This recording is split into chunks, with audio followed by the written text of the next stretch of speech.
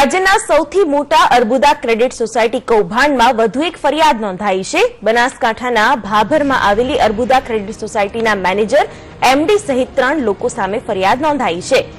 Arbuda credit society કૌભાંડમાં ભાભરના police મથકમાં ફરિયાદ નોંધાઈ છે, જેના પગલે ગાંધીનગર સીઆઈડીએ તપાસ શરૂ કરતા ઓફિસના રેકર્ડ અને સીપીયુ કબજે કર્યા છે।